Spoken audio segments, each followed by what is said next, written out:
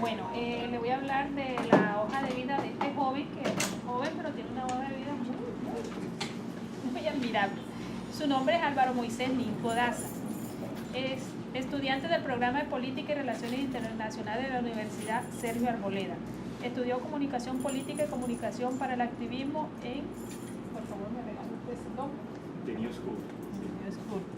Ha participado en varios movimientos sociales e iniciativas ciudadanas como el Movimiento Progresista, las Juventudes Progresistas, Los Emputados, nombre un poquito feo, Amigos del Hospital San Juan de Dios de Bogotá, La Vía Propia, Contra la Rosca, las diversas campañas presidenciales demócratas de Bernie Sanders en Estados Unidos, y hoy en día se desempeña como coordinador en la iniciativa Revoquemos a Peñalosa, como vicepresidente del Centro de Pensamiento Progresista, o sea, se desempeña como vicepresidente y como videoblogger en su canal de YouTube.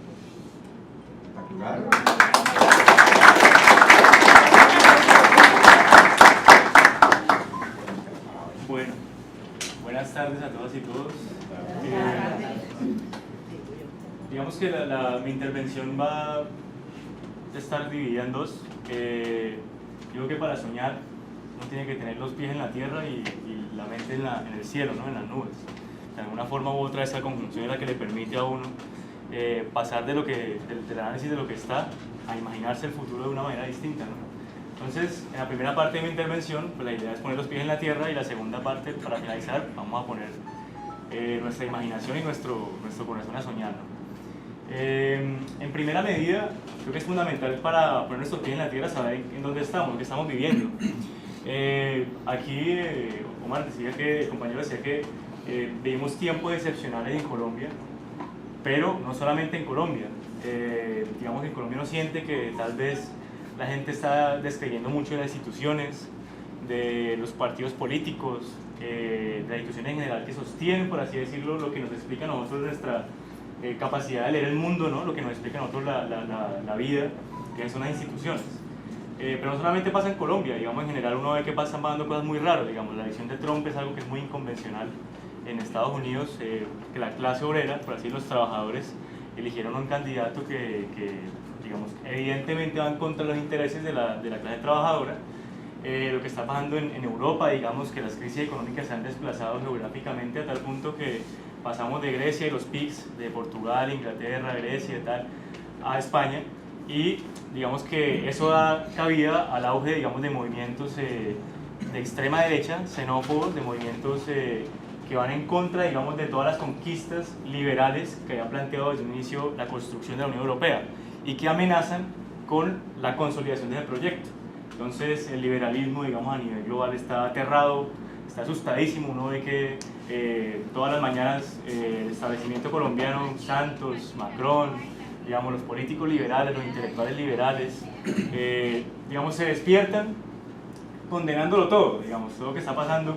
Ven que hay un movimiento, digamos, alrededor del mundo, la guerra en Medio Oriente, que está pasando, digamos, todo este conflicto que empieza, digamos, una insurrección también liberal contra el gobierno de Vladimir Putin en Rusia, y que hay una serie de movimientos geopolíticos interesantes ahí que también pasaremos a analizar más adelante para aterrizarlos a Colombia.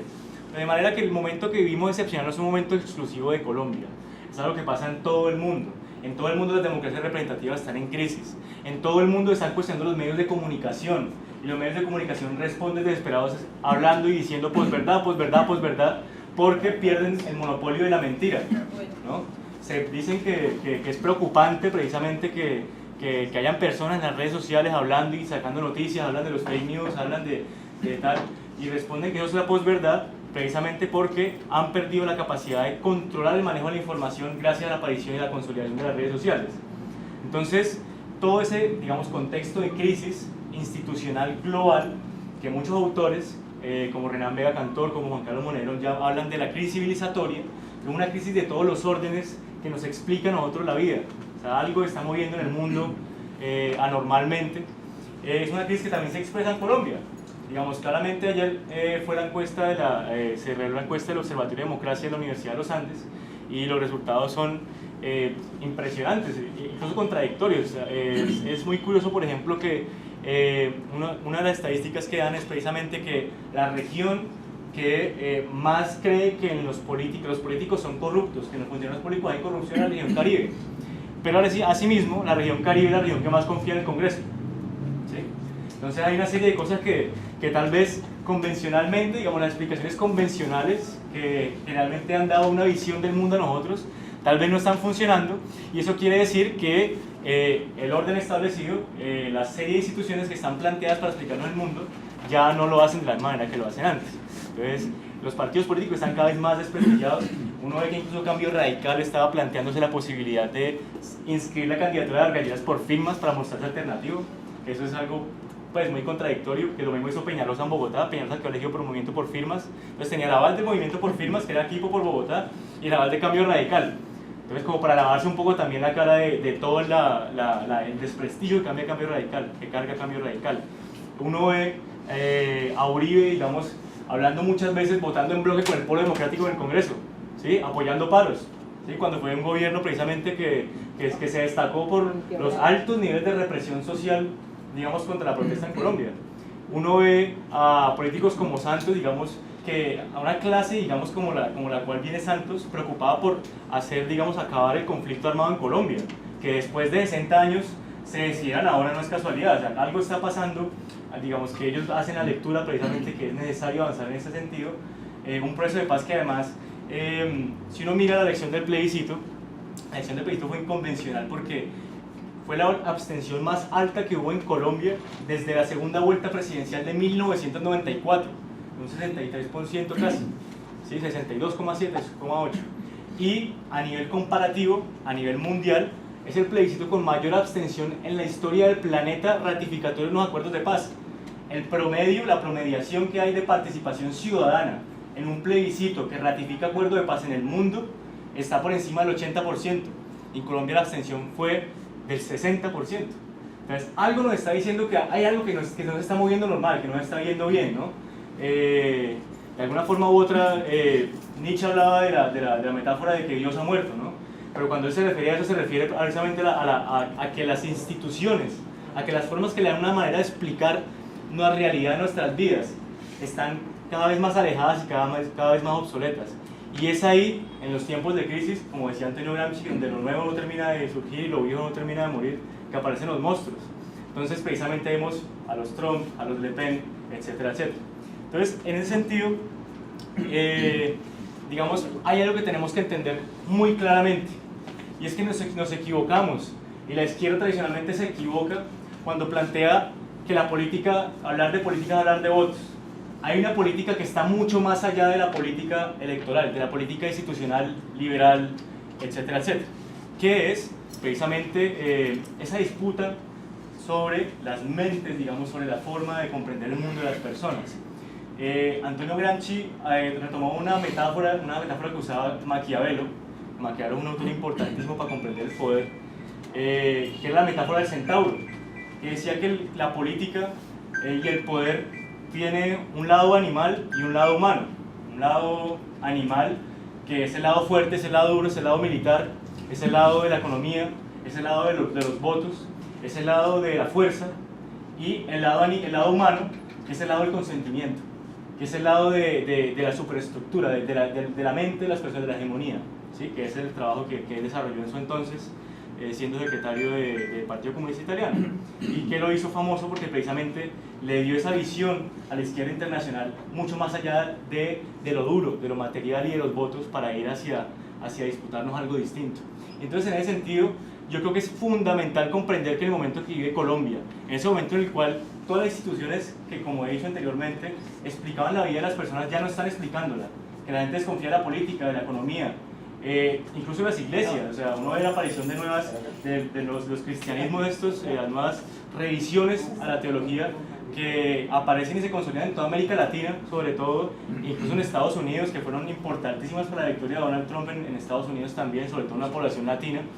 Y ve uno que algo que se está removiendo, y precisamente en esa disputa es que de alguna forma u otra, no solamente la izquierda colombiana, sino sobre todo esta campaña se debe mover. Nosotros, cuando planteamos Colombia Humana, digamos que Petro toma una decisión muy radical, y es: pasamos de progresistas, una vez más, de una etiqueta, de una propuesta, pasamos a Colombia Humana, ¿no?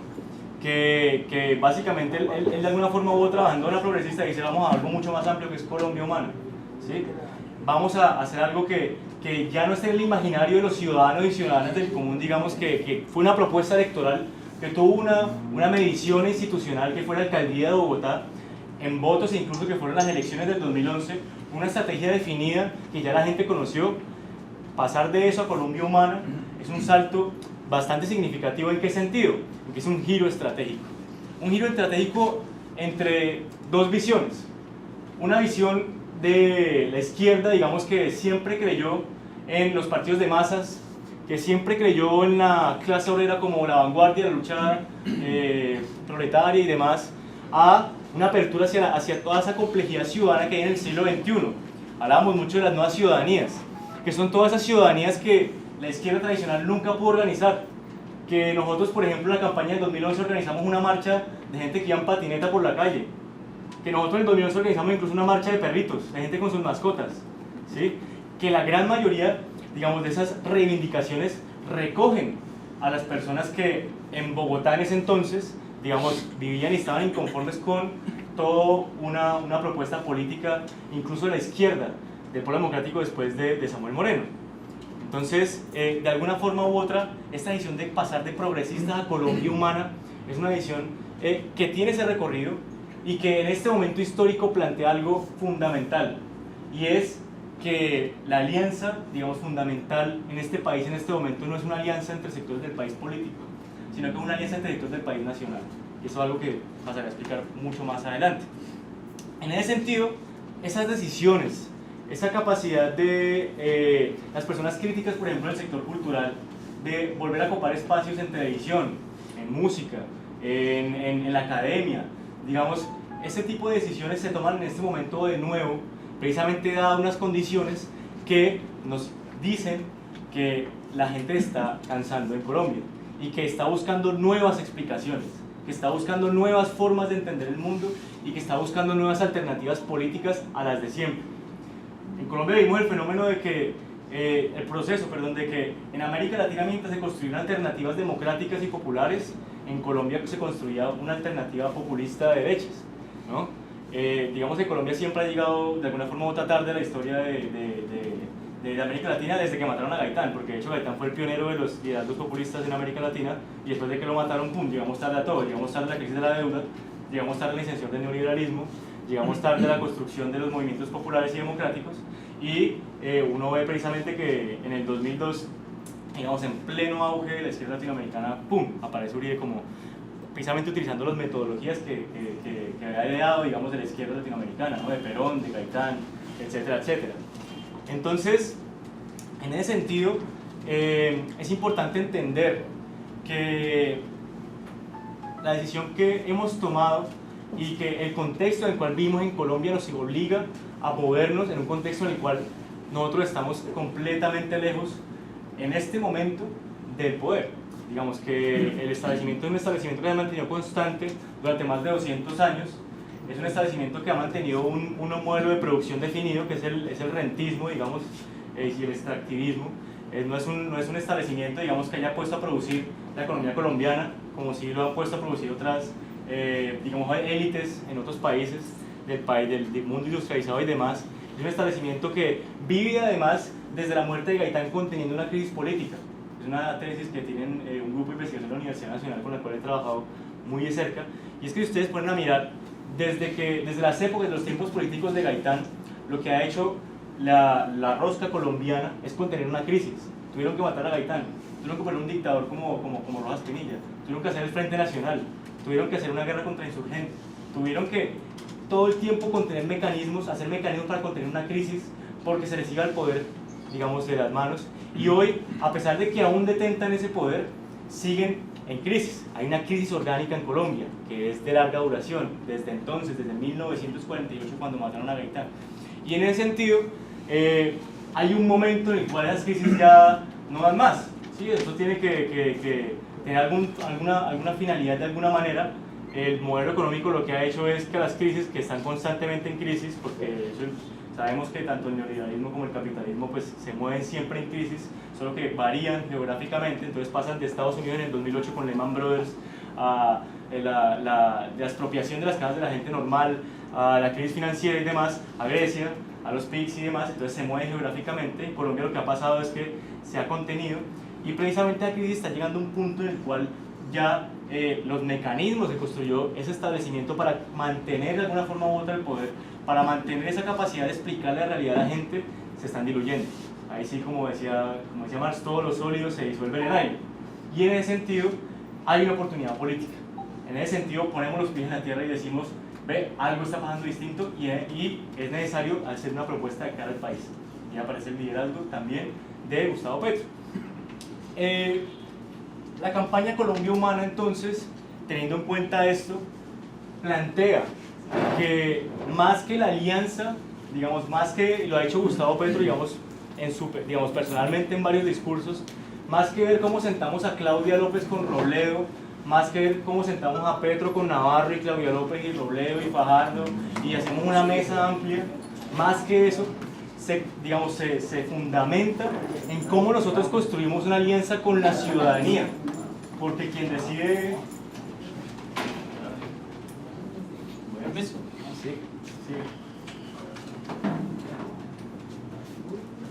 Porque precisamente quien decide la historia de los países, de las sociedades, no son necesariamente los liderazgos, sino que la decisión intrínseca de la sociedad de cambiar es el elemento necesario para poder, digamos, desarrollar un cambio, un giro histórico.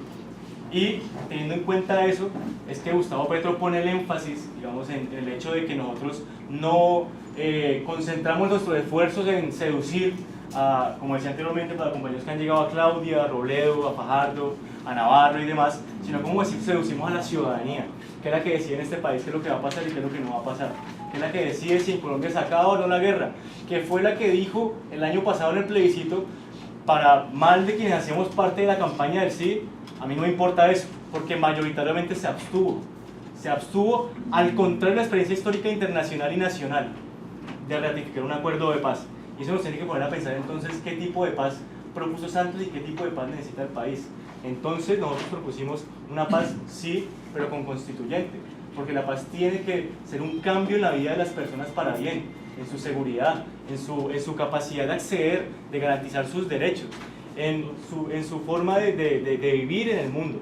Entonces, al ver precisamente que la paz, digamos, que el acuerdo de paz se haya construido por allá en La Habana con dos élites, que una élite, dos élites armadas, el Estado y la guerrilla de las FARC, pues ¿qué nos iba a importar a la ciudadanía eso? La gente prefirió quedarse durmiendo un domingo, 2 de octubre histórico, ¿sí? En vez de votar al acuerdo de paz. Se abstuvieron mayoritariamente. Entonces, todos esos elementos nos indican que hay algo precisamente que decirle al país y que ese algo no se encuentra en los canales tradicionales, digamos, que se hayan construido para explicar la realidad, que no se encuentra en los partidos tampoco, que no se encuentra en las instituciones como tal.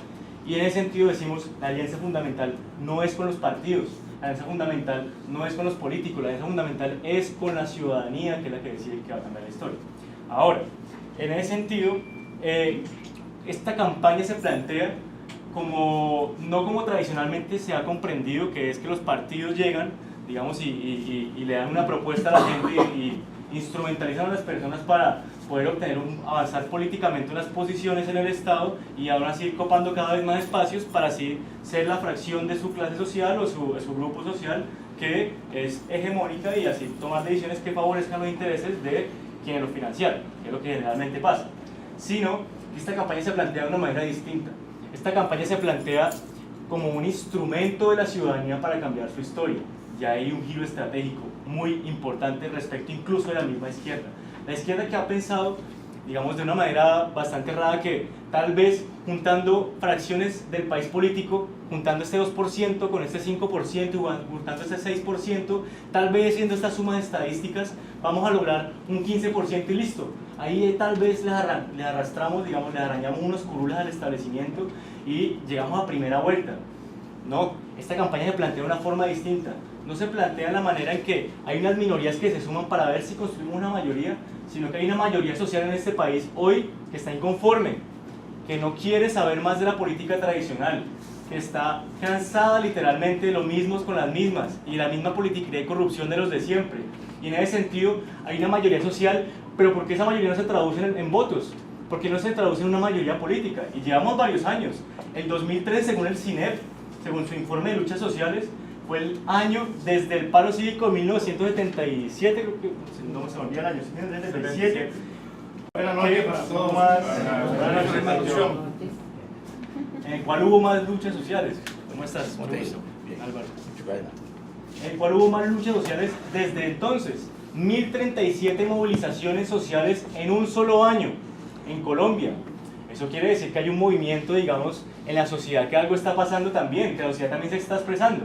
Pero ¿por qué no se expresa eso políticamente? Porque esa gente que sale a las calles, que se para muy duro por sus derechos, que le dice al Estado y le dice al establecimiento, venga, es que yo también tengo derecho a esto, a esto, a esto, quiero trabajar, quiero tener un sueldo decente, ¿sí? Quiero poder comprarme una casita, un carro, quiero tener algo en mi vida más allá de este estancamiento que vive la ciudadanía normal todo el tiempo, ¿sí? Porque eso no ha traducido en votos. Y es precisamente porque hay una enorme diferencia que denunciaba ya Jorge Eliezer Gaitán antes de 1948 en sus escritos, y es que hay un país político y un país nacional. Hay un país político que es el país de los representantes, de la democracia representativa. Un país que como precisamente tiene una falla de modelo enorme y que la izquierda erró al entrar, digamos, en ese momento estratégico. Y es que cuando uno decide representar, uno representa lo que no está. Eso lo decían Rousseau, lo decía Marx. Uno para representar, uno representa lo que no está, uno representa lo que está presente. Uno siempre tiene que representar lo que no está. Y el ejercicio representativo implica un encerramiento en la medida en que para poder representar efectivamente tengo que ocupar mi tiempo reuniéndome con otros representantes y hablando con representantes en el mundo de los representantes, en el mundo elevado de la clase política, en el mundo del país político. Pero por el otro lado hay un país nacional que ha estado de alguna forma u otra contenido por ese país político porque le tiene mucho miedo, le tiene muchísimo temor. El país político teme tanto al país nacional que en este país han asesinado más de 7.000 líderes sociales con tal de contener la crisis la cual ya ha despertado el país nacional, pero a la cual le tiene muchísimo miedo el país político. Y en ese sentido es que, digamos, el ejercicio representativo constituye un error para los movimientos populares y sociales, y por eso en el siglo XXI las dinámicas de representación, de participación política de la izquierda son distintas. Ya pasamos de los partidos de masas tradicionales, los cuales decíamos que el partido es el instrumento del pueblo para su liberación, que el partido es el instrumento de la clase obrera, a plantear que el partido debe ponerse al servicio de la ciudadanía. Y es el tránsito del partido de masas al partido del siglo XXI, que es el partido movimiento. Y esta es la propuesta que hace la Colombia Humana. Un partido o una organización política que se ponga al servicio de la gente y no al revés, que fue lo que empecé planteando. Y en ese sentido, tenemos que ir muchísimo más allá de la democracia representativa. Y tenemos que entender que, como reiterando lo que dije anteriormente, cuando hablamos de política, no podemos referirnos única y exclusivamente a los votos, tenemos que hablar de algo mucho más allá, y es de la gente, de la vida de la gente, de la vida de la gente normal que va a la tienda, que busca un trabajo, que se inscribe, que hace colas en las EPS, que hace colas para esto otro, para lo otro, que habla con su familia, que interactúa, que tiene amigos, que tiene sentimientos, que tiene emociones. Pasemos a hablar de las emociones. Hay un enorme problema que ha tenido la izquierda tradicionalmente, y es que nuestro mensaje ha sido excesivamente racional. Nuestro mensaje siempre ha sido, digamos, muy argumentativo, ha sido muy racional, con una estructura, digamos, determinada, pero que no le cala a la gente. Entonces terminamos siempre siendo ese actor político que le dice a la gente, venga, pero ¿por qué no lee? ¿Sí? Venga, es que usted no piensa. Venga, es que usted, como no piensa como yo, entonces, digamos, ¿qué tipo de formación tiene? Ustedes son iletrados. Y uno veía después de la pérdida del plebiscito un montón de gente de izquierda en las redes sociales diciendo, es que a esta gente le gusta la guerra, es que esta gente no quiere la paz, es que esta gente es así ya. ¿Sí? Y entonces es esa concepción, digamos, de que el pensamiento popular de la gente común, de la gente normal, digamos, no hace parte de una escala de valores que afecta a lo político, cuando es precisamente la escala de valores que son las instituciones, que son la manera de ver el mundo, lo que sustenta lo político. Y es ahí cuando hay que pensar lo político mucho más allá de lo político, ¿sí? Mucho más allá de lo que nos han planteado como lo político. Y es cuando tenemos que volcarnos a transformar la manera en que nos relacionamos, por ejemplo, con las mujeres, nos relacionamos, por ejemplo, con las personas con funcionalidades diversas, con discapacidades que llaman acá, ¿sí? Que nos relacionamos también con nuestro entorno, con el medio ambiente, para poder copar esos espacios de explicación del mundo real y así sustentar un cambio político, porque un cambio político nunca va a ser posible sin un cambio social, y eso hay que tenerlo en cuenta porque es la sociedad la que hace política. Y entonces, en ese sentido, esta campaña plantea ir más allá del argumento racional tradicional de la izquierda para copar el espacio de las emociones, un espacio en el cual de alguna manera u otra hemos sido ajenos como movimientos sociales, como movimientos populares desde hace muchísimo tiempo.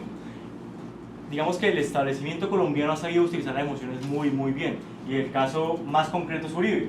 Uribe es el que usa la rabia y el resentimiento de las personas contra una guerra que ha dejado mucho dolor y muchos muertos en este país para usarlo políticamente, para conseguir votos, conseguir espacios institucionales y así hacerse con el Estado y consolidarse como la fracción de su clase más poderosa en el país.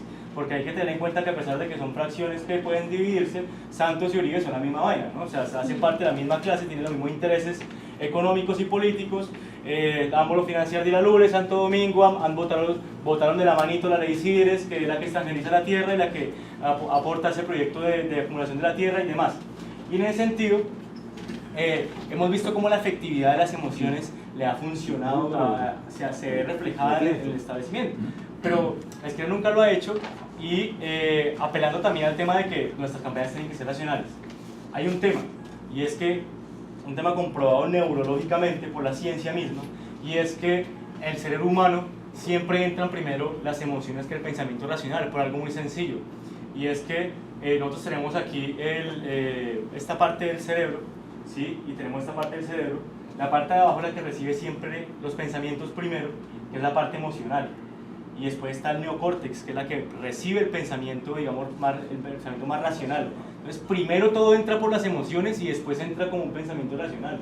Por ejemplo, la izquierda construyó históricamente, digamos, un mensaje de esperanza. Pero hay un enorme problema, y es que la esperanza no es un sentimiento que se produce así. La esperanza es algo racional que se construye, porque sin credibilidad no hay esperanza. Entonces, por ejemplo, en Bogotá con la revocatoria. Nosotros en Bogotá con la revocatoria recogimos firmas, habían días que recogíamos hasta de 15.000 firmas, ¿sí? Y la gente llegaba a firmar así, emberracadísima, esa vaina que yo quiero firmar contra ese, pues, Peñalosa, y toda la vaina. Pero a pesar de eso, la gente siempre nos decía, es igual, yo le firmo, pero a ese man no lo saca nadie. A ese man se queda ahí, porque tiene todo el apoyo de los empresarios, tiene todo el apoyo de todo el mundo, de todos los políticos y todo el mundo. Entonces la esperanza no es algo que se produce tan fácilmente, la esperanza también es un pensamiento racional. Entonces tenemos que apelar entonces con esta campaña también a hacer una política emocional. Y Gustavo Petro de alguna forma u otra visionó eso en el 2011 cuando planteó la política del amor. Porque él dijo, vamos a pasar de un país, digamos, gobernado por la política del odio a un país en el cual transformemos esa disputa emocional hacia el amor. ¿Y el amor definido como qué? El amor definido como unas prácticas políticas determinadas, sí, digamos, como una forma de relacionarnos con las demás personas, las cuales no pensamos distinto, ¿sí? Pasar de la agresividad con la persona de base, digamos, que nos interpela, pasar de todo eso, pasar de la política de depredar el medio ambiente, la política de depredar al ser humano, de poner los intereses de unos pocos por encima del interés del ser humano, que es lo que también dice Correa, del capital por encima de la condición humana, a una política que privilegie lo humano, que privilegie la vida, el medio ambiente, que privilegie los intereses generales por encima del interés particular. Y en ese sentido se hizo una primera propuesta, una primera aproximación, la política del amor, que Gustavo también está muy interesado en retomar en esta campaña de una manera fuerte y contundente. Pero además hay que ir mucho más allá de la política del amor, porque el amor no solamente es el amor hacia la persona, sino también el amor hacia un país, el amor hacia los semejantes, el amor hacia lo que nos construyó como personas, hacia, no sé, yo me acuerdo mucho siempre que mi familia es de Villanueva, entonces siempre cuando uno pasaba una cierta época del año, en que uno pasa y ve todos los cañaguates florecidos, amarillos, y yo veo eso y me produce amor, ¿no? Es un amor al entorno también, a todo lo que lo construyó a uno como ser humano, y eso implica también ver que hay una enorme amenaza a todo eso, que es una amenaza planteada, por ejemplo, por las empresas transnacionales cuando vienen acá a implementar el fracking, que es meterle una serie de sustancias a la tierra para que el petróleo se haga mucho más fácil, deteriorando todo el medio ambiente, ¿sí? acabando la vida en el planeta, porque el modelo económico colombiano se ha construido alrededor precisamente de depredar la vida, ¿sí? Los monocultivos, tanto en su época de la coca, de la marihuana, el café, el banano, el petróleo, que han sustentado la economía colombiana de manera legal o ilegal, son economías depredadoras. Y sobre todo ahora que hemos adoptado, aún con más creces, un modelo que depende de los combustibles fósiles. Creo que el llamado de atención que siempre hace Gustavo Petro en sus discursos es que si nosotros no enfrentamos el problema del cambio climático, nos vamos a quedar sin un mundo que salvar, sin una clase obrera que liberal, sin unas mujeres que reivindicar y emancipar del patriarcado, sin unos jóvenes que, o sea, nos vamos a quedar, y no en un plazo de 20, 25 años, sino en un plazo de 10 o 15 años.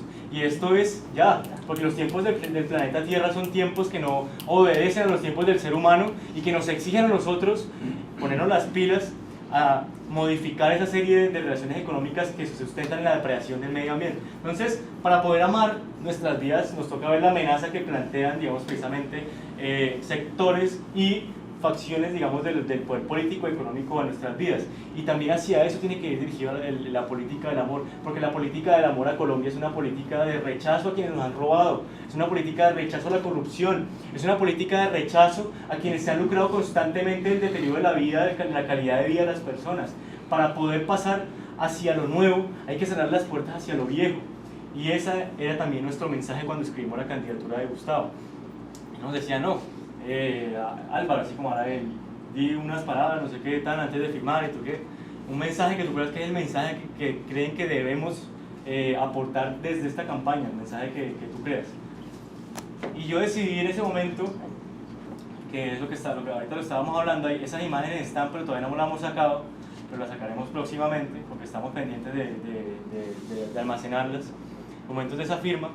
Y yo planteé que la campaña de la Colombia Humana tiene que ser el instrumento de la ciudadanía para algo muy sencillo, y es cerrar las puertas del siglo XX, un siglo XX repleto de guerra, repleto de muerte, repleto de depredación al medio ambiente, repleto digamos, de exclusión y segregación social, cumplir esa función de bisagra hacia el siglo XXI de una vez por todas, hacia un país, un modelo de país que no deprede el medio ambiente, ¿sí?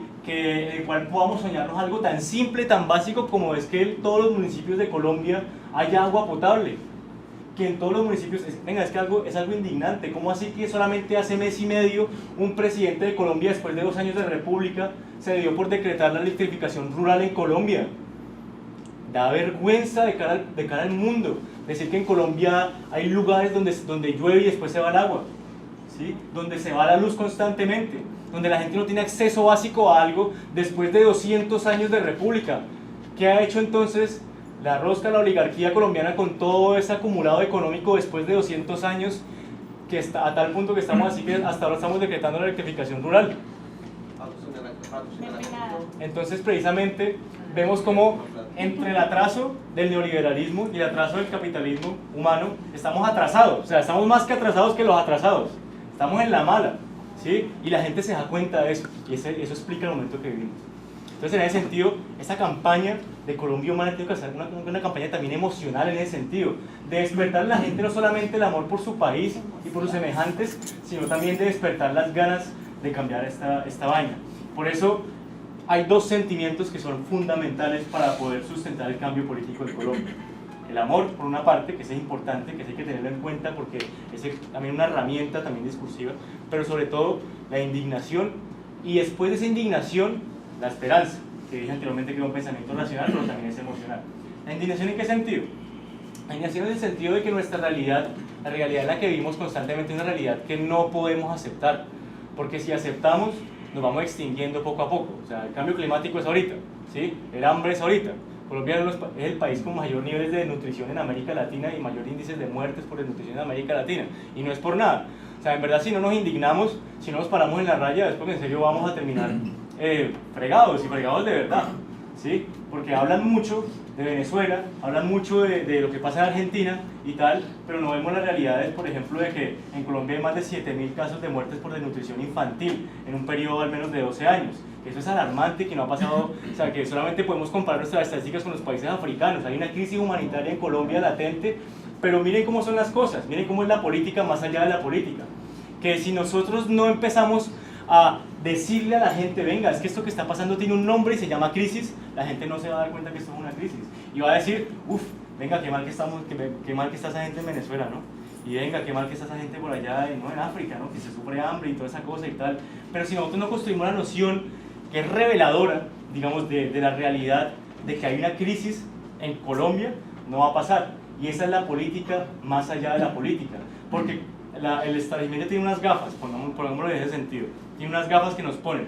Y con esas gafas ellos quieren que nosotros veamos como ellos ven el mundo. Que dicen lo de Brasil. Entonces que cojan a Lula súper bien, excelente, muy bien, tan. Y cuando vemos esas gafas, con esas mismas gafas a Colombia, investigan a Zuluaga. No, mal. Este DCN está comprado. Odebrecht, ¿eso qué es? ¿No? Entonces la corrupción la vemos con las gafas del establecimiento, con unos ojos en un país y con otros ojos en otro país. Y así con todo, con el hambre y tal. Esa es la política más allá de la política, es la ideología, ¿sí? Es la manera en que nosotros explicamos la realidad. Y ese campo es fundamental a la hora de generar transformaciones y cambios en Colombia, porque si no hay un cambio en lo social, no va a haber un cambio en lo político. Sigo diciendo que en ese sentido, una campaña emocional y demás, hay que plantear una disputa política. Empezamos una etapa de recolección de firmas, pero una etapa de recolección de firmas, y nos dimos cuenta, fue una discusión que incluso tuvimos con el compañero Gustavo Petro, porque no sé si ustedes se han dado cuenta, pero en Bogotá hubo una decisión, digamos, de progresistas en torno a la revocatoria de Bogotá, y fue entrar en un comité. En Bogotá habían dos comités, uno conformado por jóvenes y otro conformado por sindicatos y tal, los partidos y el polo y tal, y Gustavo Petro decidió entrar en Unión Revocamos a Peñalosa.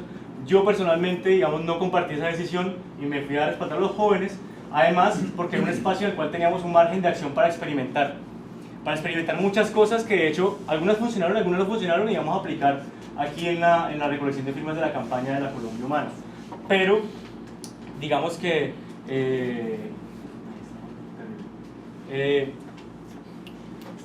bueno, digamos, esta campaña de Colombia Humana, entonces, en ese sentido, no solamente, la recolección de firmas no solamente un proceso político, un proceso mecánico, no solamente es ir y recoger la firma, no solamente es ir y tener el número de firmas acá, que tenemos estas hojas llenas de firmas, entonces ya, va, y aseguramos eso ya todo, y con eso ganamos y vamos a la casa y listo, Petro presidente.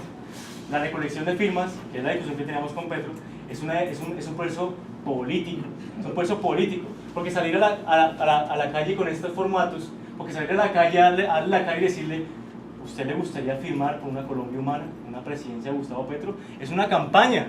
Y de hecho, si el establecimiento ha sido tan audaz de poner a Peñalosa alcalde de Bogotá a través de recogiendo firmas, es porque sabe que recoger firmas es hacer campaña.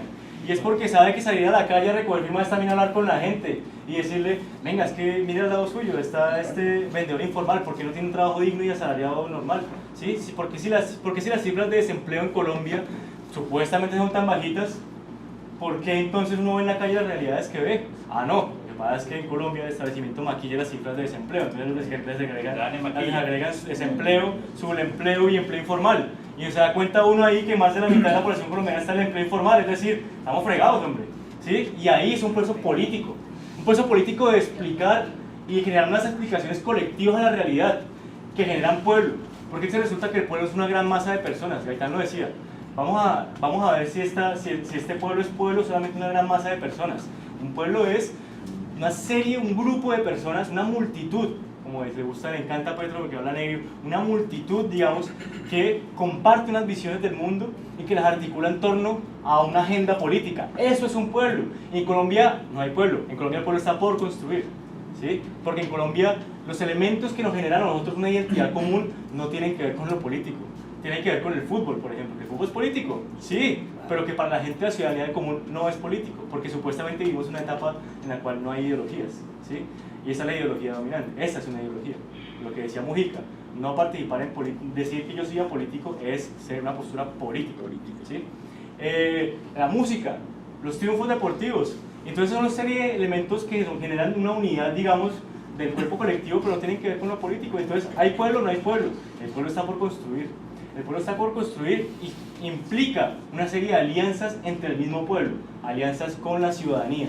Por eso es más importante en Colombia, y reitero, porque es un mensaje que nosotros necesitamos meternos en la cabeza, que el Gustavo también nos encomendó a nosotros que hiciéramos mucho el esfuerzo, y es que la alianza fundamental entonces para construir pueblo, para hacer cambio social, para que después haya cambio político, no es sentar a Petro con Fajardo, con Robledo y con Claudio, sino sentarnos nosotros, el pueblo que está progresista y que está recogiendo firmas y que está luchando políticamente, electoralmente para conseguir un cambio, con los campesinos que están luchando por la tierra, por los indígenas que están luchando por la tierra, por Buenaventura que está parando duro por sus derechos también, por el Chocó, por la gente que está parando duro aquí en el Cesar contra el fracking, por la gente que está parando duro contra la corrupción, en general, por todas esas expresiones populares y sociales que sustentaron el hecho de que en Colombia en este año haya habido, digamos, algo que nos diga, que le diga a la clase política, ustedes no pueden seguir haciendo lo mismo, y que sustente el hecho tanto de que Claudia haya crecido, que Robledo haya crecido y demás, porque si ellos han crecido es porque la sociedad tenía una nueva concepción de las cosas. En ese sentido, como la recolección de firmas no es un proceso mecánico, sino un proceso político, hay que saber salir a hacer la política. Hay que saber salir a hablar con la gente, porque si bien las redes sociales son una herramienta fundamental, y de hecho yo me especializo mucho en mi trabajo, se especializa en redes sociales, las redes sociales no son la sociedad está afuera, ¿sí? La sociedad está afuera con la cual uno habla, y si bien las redes sociales son una herramienta fundamental, digamos, indudablemente en el siglo XXI, el cambio está con la gente que está aquí en la calle, ¿sí? Que está vendiendo, que está haciendo sus cosas, y en ese sentido, nosotros necesitamos de alguna forma u otra ver cómo todas esas energías que sustentaron de lo que vengo hablando, esa crisis en Colombia, esa crisis institucional del orden de lo que nos explica la realidad, ver cómo nosotros construimos eso en una realidad electoral, ¿sí? Porque si decidimos asumir una táctica, digamos, de lucha electoral, donde vamos a poner con candidatos al Congreso, vamos a poner presidente, vamos a poner lo que sea que vayamos a hacer, una constituyente, lo que sea que vamos a hacer, tenemos que tener mayorías. Es decir, tenemos que construir un pueblo, y es todo un reto que tenemos por delante en esta campaña, no solamente salir de recoger las firmas necesarias, sino además hacer el proceso de convencer a la gente de que una Colombia humana es posible, de que es posible que alguien gobierne sin corrupción. Es que en Bogotá ni en el país nadie, la gente puede decirle Petro lo que quiera, puede decir que el man es feo, que el man es bajito, que usa zapatos Ferragamos caros porque se lo compró la esposa, que el man usa lo que sea, ¿sí? Pero no puedes decir que él es corrupto, porque en Bogotá se gobernó sin corrupción. Y gobernando sin corrupción triplicamos el presupuesto en educación de 2 billones de pesos a 6. Es un ejemplo para el país que la gente no conoce por los medios de comunicación, pero que hay que difundir en nuestra campaña, porque es ese resultado concreto que demostramos en Bogotá: sacar más de 500 000 de personas de hambre, crear una empresa pública de recicladores que era rentable, ¿sí? Bajarle el precio al Transmilenio y poner a Transmilenio a la par que los grandes sistemas de transporte del mundo, que todos funcionan con un precio subsidiado hacia los ciudadanos para que pueda ser accesible, y que de hecho esa medida fue la más incidiente en el hecho de que sacáramos más de 500.000 personas de la pobreza, que todo eso es posible, que se puede construir una Colombia humana, que es posible soñar una Colombia humana. Entonces, en ese sentido, vamos a hablar, digamos, ya más de lo concreto, vamos a hablar más de lo que tiene que ver con que ahí ya es poner nuestra cabeza, digamos, a soñar qué es lo que vamos a hacer concretamente en esta campaña. El viernes nosotros escribimos el comité promotor, éramos 3 personas, éramos 2 chicas, 2 jóvenes, compañeras mías, y estaba yo. A partir de ese día, la registraduría nos entregó los formularios, digamos, con los cuales tenemos que recorrer, según la ley, 386.000 firmas. Pero ustedes creen que una campaña presidencial ganadora se va a conformar con recoger 386.000 firmas en un país de 49 millones de personas. Tenemos que recoger, Petro nos dijo que un millón de firmas, pero tenemos que recoger hasta 2 millones de firmas. Tenemos que recoger 3 millones de firmas. Tenemos que llenar este país de firmas y llenar este país de esperanza de que esta campaña puede ser exitosa más allá de las firmas. Y en ese sentido... Eso pone nervioso a los otros. El día que nosotros estábamos escribiendo el comité promotor de la recolección de firmas de la campaña de Gustavo Petro, ese mismo día salieron el equipo de Ordóñez en todo el país a poner en Twitter y en Facebook y en todo lado que Petro no podía ser candidato porque estaba inhabilitado. Falso. Petro no tiene ninguna inhabilidad, porque las inhabilidades están taxativamente en la Constitución y no incluyen una sanción fiscal. Hoy hay algo que saber concretamente, y es que Petro es una persona que tiene la multa más alta de la historia de Colombia. Yo dejo 2 daticos ahí que son muy impresionantes. La multa que le pusieron a los Nule es el 0,05% de la multa que le pusieron a Gustavo Petro. Y de hecho la multa que le pusieron a Petro es más alta que la indemnización que le dio Estados Unidos a Colombia por perder Panamá, por quitarnos Panamá. Ese es el miedo que nos tienen. Y el mensaje que están infundiendo ahora y que van a querer infundir es: Petro está inhabilitado, ustedes no pueden ser presidente, porque es siempre el mensaje. Ese es siempre el mensaje: ustedes no pueden, ustedes no pueden. Eso es falso. La revocatoria no se puede, ¿sí? El paro en Buenaventura, váyanse a sus casas, eso no se puede, ¿sí? No se puede, no se puede. Ese es el primer mensaje siempre, siempre, siempre. Es lo que quieren posicionar. Y al día siguiente, a los mismos del comité promotor nos llegaron las amenazas. A mí y a mi familia nos decían cosas horribles, ¿sí? Y empezaron el hostigamiento, a intentar intimidarnos, creyendo que además nos van a hostigar, nos van a meter el miedo con ese tipo de mecanismos, cuando lo que demuestran es que ellos son los que tienen miedo. Le tienen miedo a una campaña ganadora, le tienen miedo a un pueblo que se para duro por sus derechos, le tienen miedo a la gente que se está dando cuenta de que las cosas no pueden seguir por la vía que están yendo, porque si no vamos a la catástrofe. Y entonces ellos, digamos que en ese afán de atacarnos, demuestran precisamente eso. Pero volviendo a lo concreto, escribimos el comité promotor, tenemos que recoger al menos, según Gustavo, 1 millón de firmas. Yo digo 2 o 3 millones de firmas mínimo, porque yo sí creo que si vamos a hacer una campaña ganadora, ¿cuántos votos necesitamos? Al menos para pasar en primera vuelta, ¿cuántos votos son? Como 8 millones, 7 millones de votos, ¿no? Vamos por muchísimo más de lo que nos planteamos, de lo que hemos planteado y de lo que nos plantea la registraduría. Y en ese sentido es necesario construir una organización no solamente que ayude a canalizar toda la indignación nacional contra lo que está pasando y que una esas causas para así impulsarlas, digamos, de cara a un movimiento que construya mayorías, sino que además necesitamos una estructura de alguna forma u otra que nos permita, al menos en esta etapa, recoger las firmas, porque si nosotros no tenemos las firmas ahorita, no tenemos con qué hablarle, con qué decirle a Néstor Humberto Martínez: es que lo vamos a sacar de ahí. No tenemos con qué decirle a Ardilalule: venga, es que ese montón de tierras que tiene para la caña de azúcar, con la cual tiene trabajando un mundo de gente que escoge sus tierras, se las vamos a quitar para ponerlas a producir para los intereses del país, ¿sí? No tenemos con qué decirle al 300 que vamos a cambiar este país si no tenemos las firmas. Entonces, en ese sentido, tenemos que organizarnos para recoger las firmas. ¿Cuál es la opción por la cual hemos optado, digamos, con Gustavo y con el comité promotor y con lo que llamamos Colombia Humana? Es algo mucho más allá de progresistas, que es algo mucho más amplio que progresistas. Y es una organización regional. Ese mismo viernes hubieron, digamos, muchos delegados de todo el país, hubo 19 delegados de todo el país que fueron a Bogotá, y los cuales charlamos todos con Gustavo, y digamos que construimos unas orientaciones muy mínimas, que tiene que haber un responsable, digamos, por región o por departamento, que los responsables no son representantes, porque no vamos a cometer el error de siempre, de hacer política representativa tradicional, no está el pueblo, sino que vamos por región, por departamento, vamos a tener delegados, que son responsables de un número de firmas, ¿sí? Porque la protagonista de este proceso siempre tiene que ser la ciudadanía, porque es la ciudadanía la que decide los cambios en este país.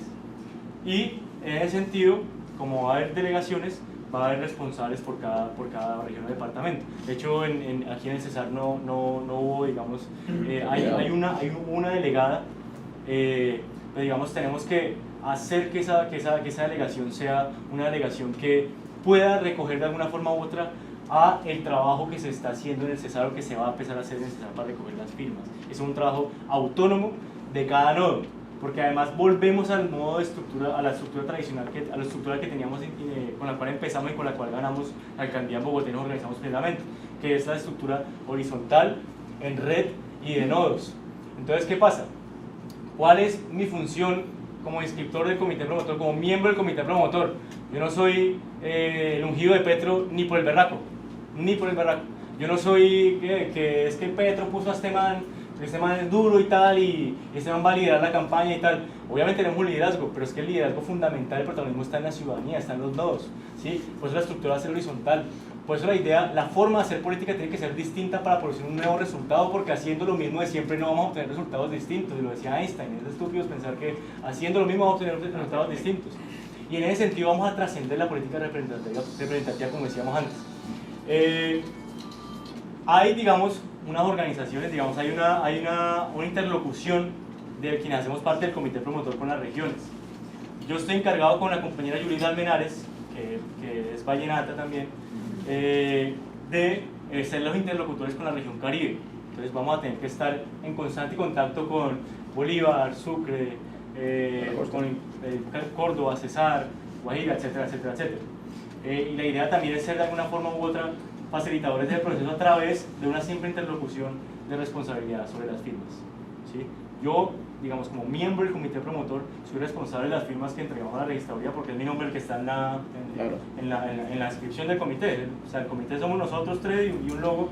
Obviamente detrás de eso está todo el movimiento que vamos a construir, pero legalmente los nombres son los nuestros. Entonces nosotros somos los responsables por el número de firmas y vamos a estar en permanente y constante contacto con la región Caribe para, digamos, lograr ese objetivo de las firmas. Se viene también un encuentro Caribe el 29, tengo entendido, el 29 de este mes. Ajá. Ese encuentro es fundamental, porque en ese encuentro tenemos que canalizar los esfuerzos, tenemos que juntar y articular los esfuerzos que vamos a hacer en toda la región. Con Gustavo Petro hacemos un cálculo y es que para ganar una presidencia en Colombia, primero por el sistema político colombiano se te requieren de mayorías parlamentarias, se requieren de una mayoría en el Congreso, que es una discusión porque aún no hemos definido, es una discusión que tendremos que dar en todo el país, si vamos a lanzar listas al Congreso o no, ¿sí? Porque hay dos posibilidades. O nos pasa lo que nos ha pasado anteriormente, ¿sí?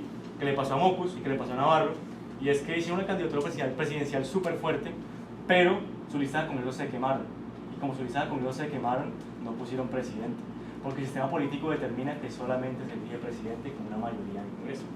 Eso puede pasar, y podemos hacer una campaña con Gustavo Petro fenomenal, por todo el país, que la gente le ponga la cachucha y la camiseta de Petro y vaya por todo lado diciendo Petro, Petro, Petro, Petro, pero sin una mayoría parlamentaria se nos va. Si nos quemamos, echamos a la borda esta etapa del proyecto y por ahora, 2018, adiós. Sí, es un enorme riesgo.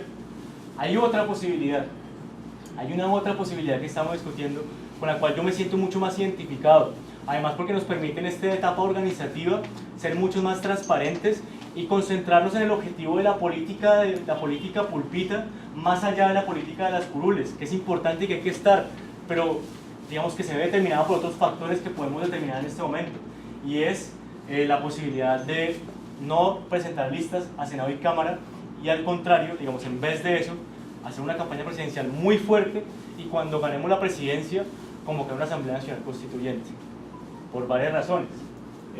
Digamos, yo comentaba ahorita más temprano con unos compañeros que están acá, hay unas dificultades de orden constitucional y legales para presentar nuestra campaña, digamos, porque si bien no hay ninguna inhabilidad que impida a Gustavo Petro ser candidato presidencial, digamos, sería el primer presidente sin sueldo por una parte, lo cual de hecho sería remarcable en la historia del planeta, el primer presidente sin sueldo, y por otro lado, no estamos seguros de que puede ser candidato presidencial y ganar, pero la capacidad legal de que pueda posicionarse como presidente está en discusión todavía. Lo que yo he visto, lo que yo he estudiado legalmente alrededor es que sí se puede, pero hay compañeros y compañeras con mucha experiencia que también dicen que no se puede. Esa discusión hay que darla. Y, por ejemplo, el tema de las pólizas. ¿Quién le va a dar una póliza? ¿Qué banco le da una póliza a una persona que debe 800 millones de dólares? Y resulta que para escribir candidaturas presidenciales en Colombia necesitamos el permiso de los bancos, porque los bancos son los que dan las pólizas que requiere la registraduría. Entonces la democracia en Colombia depende de lo que digan los bancos. ¿Es una democracia? ¿Eso qué es? Necesitamos cambiar eso con una constituyente, ¿o no? La paz. La paz implica una serie de reformas fundamentales. Si la guerra empezó por la lucha o la disputa de la tierra, entonces ¿cómo se va a resolver el tema de la paz si empezó con esa misma disputa? Pues precisamente democratizando el acceso a la tierra. Y eso se tiene que hacer también por vías, digamos, con una mayoría constituyente. Es un proceso constituyente. Entonces, en ese sentido es muy importante que veamos la constituyente también como una posibilidad de hacer los cambios en este país, porque así como estamos, la legalidad vigente, digamos, las leyes y tal, las han construido evidentemente a su favor y no podemos hacer muchas reformas que nos gustaría hacer. Por ejemplo, quitar la intermediación financiera de los bancos de la salud, de las pensiones. Hay un tema muy grave con las pensiones. O sea, en este momento la gran mayoría de jóvenes, la enorme mayoría de jóvenes colombianos no esperamos pensionarnos. Eso es un tema gravísimo, porque entonces nos están eliminando nuestro derecho pues, a obtener una pensión digna después y por esa misma vía al contrato de trabajo, ¿no? A tener derechos laborales y derechos sociales.